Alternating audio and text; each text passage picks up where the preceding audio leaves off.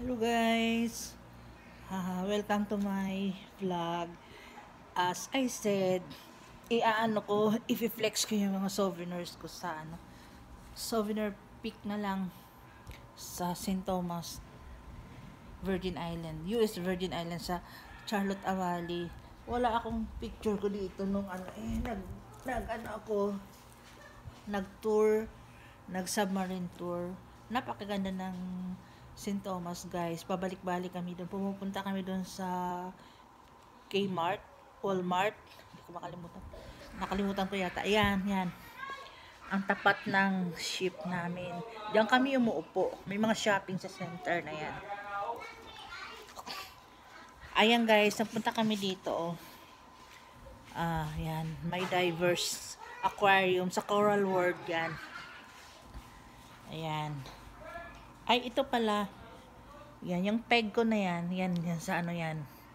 Sa New York, sa Broadway. Sa downtown mismo.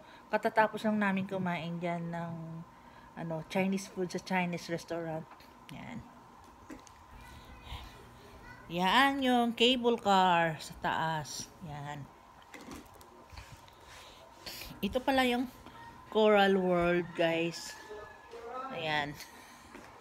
Ito yung Touch with the Shark. Yan. Tapos, free tour lang to. Yung submarine ko sana, may pakita ko. Ayan din. Dito ko naranasan. Ayan ang St. Thomas, guys. Ang view. Yan. Ito yung taxi driver namin. Ito naman yung 50 feet below the water na na coral reef nila. Nan sa yan, sa baba ng dagat. Napakaganda. May shopping sa mountain top shopping. Pumunta kami sa Magens Bay. Minsan doon kami nakaport sa kabila. Sa yung laging inaanahan namin, pinagdadaungan. Bali na sa Charlotte Amalie yun.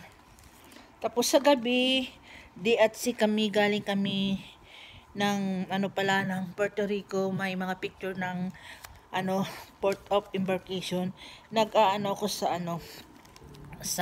nagpa-part-time ako sa photo gallery. Yan. Ako ng mga pictures kinukuha. Bawat pictures naraalala ko $7.95. Ganun ka mahal. Tapos pag-atsi kami, diyan ako nagkakaroon. Kagaya nitong picture ko na to, oh. Diyan ako nagkakaroon ng time na makapagbihis. Ayan. Tapos duman ako dito sa bar. Naging kachi-kachika ko rin yung ibang lahi. Ayan yung taga Jamaica. Nilibre niya ako sa ng drinks. Top of the ship ito. Penthouse kung tawagin yata. Yon, bar. Tapos ayan, nag-roaming around kami sa barko sa mga location. Pwera yung duty ko. Ayan, yan yung open deck sa mga pasahero. Pwede rin kaming magpunta sa mga ganun. Ayun pala yung Puerto Rico. Yan. Yung sa sa port ng Puerto Rico. Na kung saan mababasa mo yung yung mapa, makita mo ganyan.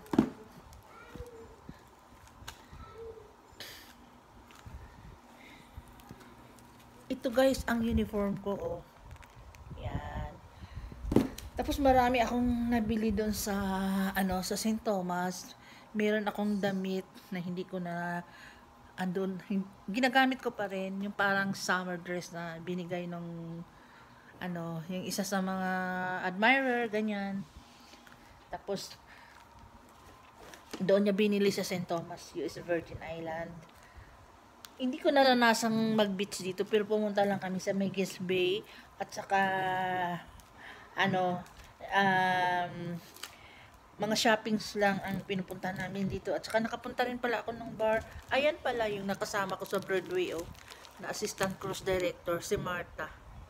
Black American siya. Napakagaling magsalita. Siya nagta-translate ng mga language. Pagka ang mga pasahero hindi marunong mag-English. Yan, naging kabatian ko siya. Ito pala yung damit. Yan. Na binigay sa akin.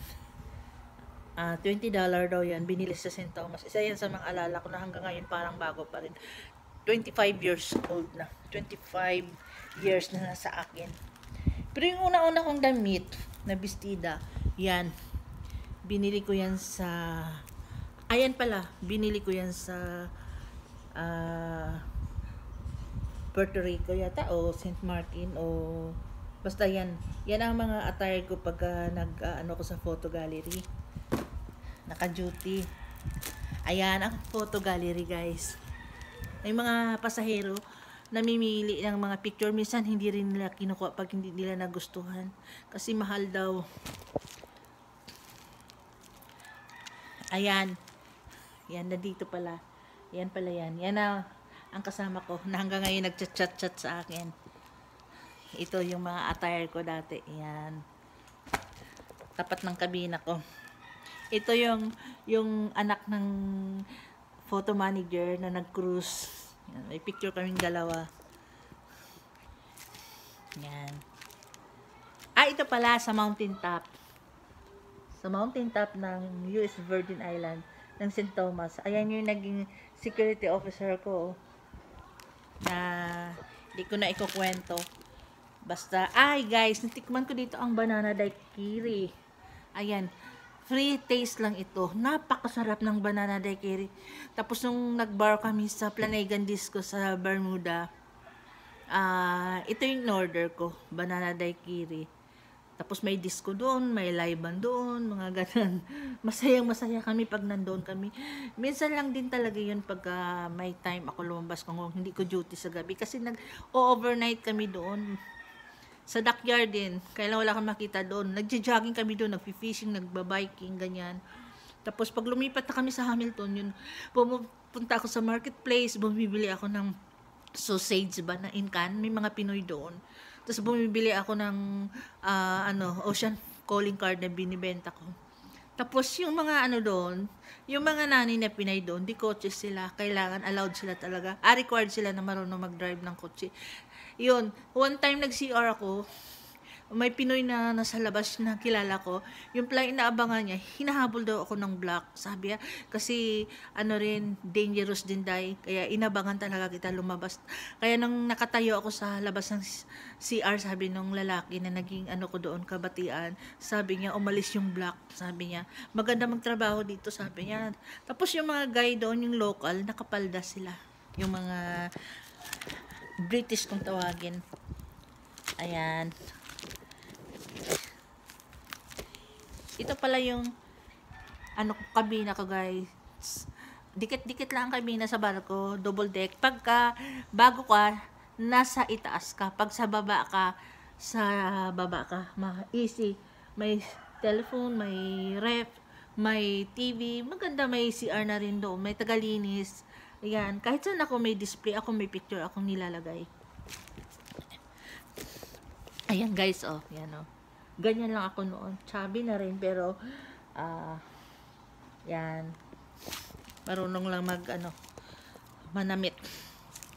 Kahit paano, modesty aside. Yan pala, guys, buti nakita ko. Ayan, yung mga pasahero namin na nagkakasino sila. Kasi katabi lang ng kasino itong photo gallery doon at saka dining. Yan. Tapos bar. Yan. Dadaan muna sa akin. Kukuha muna ng kanilang picture, ganyan. Yung mga gown nila, mga nakasayad pa yan sa carpet. Tiruin mo. Ayan naman, yung meron kaming event na isusuot mo yung crew party, isusuot mo yung uniform ng iba.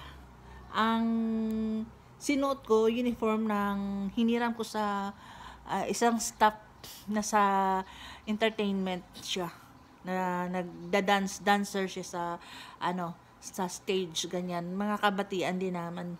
Ayan, yung nakaitim, kasama ko yan na security. Yung isa rin, yung naka-uniform, ito, siya, taga, ano siya, ano ba yun? Hindi ko na naalala. Nepal, yan. Ang ito naman, taga